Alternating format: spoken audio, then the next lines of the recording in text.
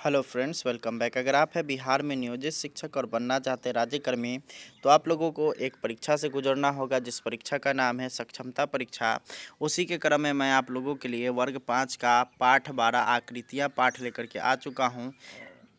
इस वीडियो में हम लोग पूरा का पूरा चीज़ इसमें देखने वाले हैं, जिसमें आप लोग को सारा कुछ जानकारी मिलने वाली है आकृतियों से संबंधित। तो आप लोग इस वीडियो को लास्ट तक देखिए और सारा का सारा चीज़ यहाँ से समझिए। आप लोग के एग्जामिनेशन में इसी तरह का जो है यहाँ पे क्वेश्चन रहने वाला है। तो चलिए शुरू कर लेते हैं इस वीडियो को। यहाँ से आप लोग का यह वीडियो शुरू है और आप लोग को अगर ये पीडीएफ लेना है या फिर आपका जितना भी पीडीएफ बचा हुआ है उसको लेना चाहते हैं, तो आप लोग इस नंबर पे कांटेक्ट कर सकते हैं और उसके बाद फिर आप लोग उस पीडीएफ को प्राप्त कर सकते हैं। तो चलिए शुरू कर लेते हैं इस वीडियो को। तो यहाँ पे पहला क्वेश्चन आता है कि इनमें से कौन त्रिविमीय है। त्रिविमीय मतलब उसमें लंबाई चौड़ाई ऊँचाई तीनों है। तो यहाँ पे क्या है, घन है, घनाभ है, शंकु है, इनमें से सभी।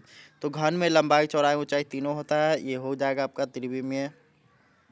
घनाभ की बात करिएगा तो घनाभ में भी लंबाई चौड़ाई ऊंचाई तीनों होता है, तो ये हो जाएगा, ये भी आपका त्रिविमीय।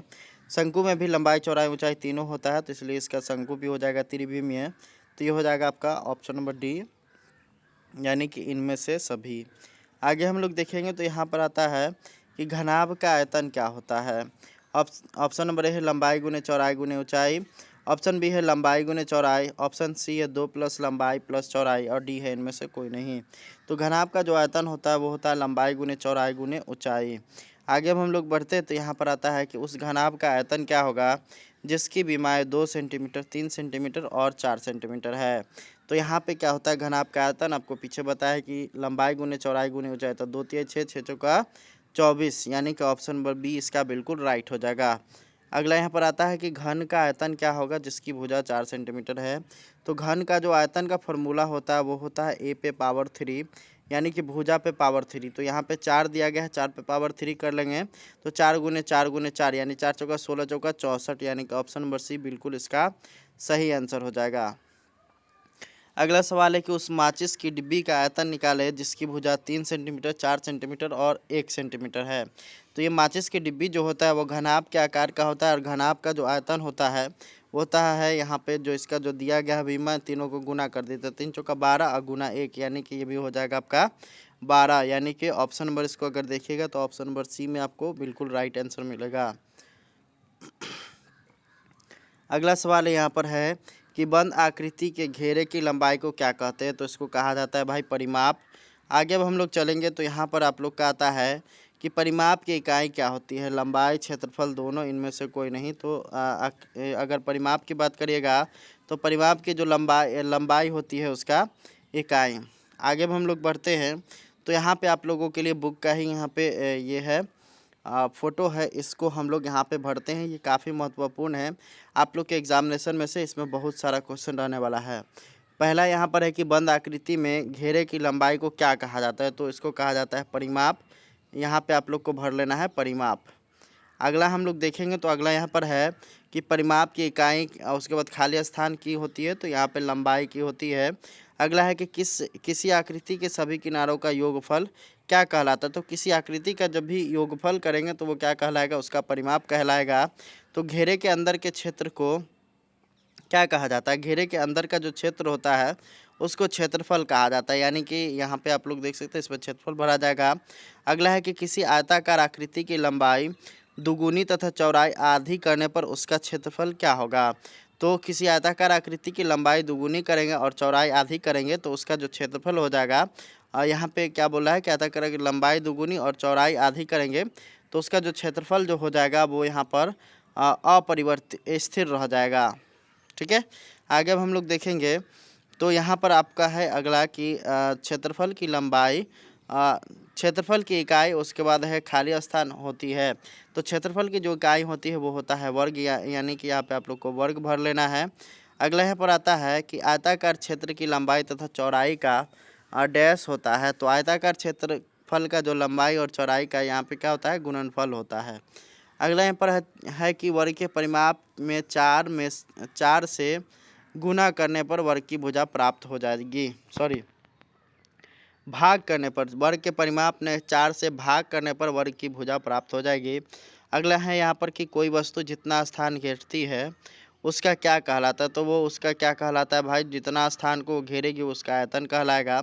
अगला है कि किसी बर्तन के धारण करने की क्षमता क्या कहलाती है। तो किसी बर्तन में धारण करने की क्षमता, उसकी धारिता, यहाँ पे आयतन भी बढ़ सकती है लेकिन धारिता यहाँ पे सही सटीक रहेगा। अगला यहाँ पर है कि सही उत्तर पर सही का निशान लगाइए। 3 सेमी, 4 सेमी तथा 5 सेंटीमीटर भुजा वाले त्रिभुज का परिमाप क्या होगा। तो इसको हम लोग ऐड कर लेंगे। 3 4 7, 7 5 12 सेंटीमीटर, इसका बिल्कुल सही हो जाएगा। उसके बाद अगला है, आगे हम लोग देखते हैं।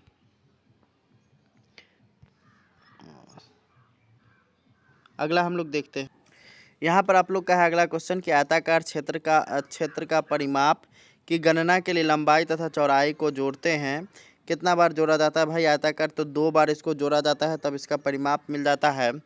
अगला सवाल आता है कि वर्ग की भुजा दोगुनी करने पर क्षेत्रफल हो जाता है। वर्ग की भुजा जैसे ही दोगुनी करेंगे तो उसका क्षेत्रफल क्या हो जाएगा, चौगुनी हो जाएगा।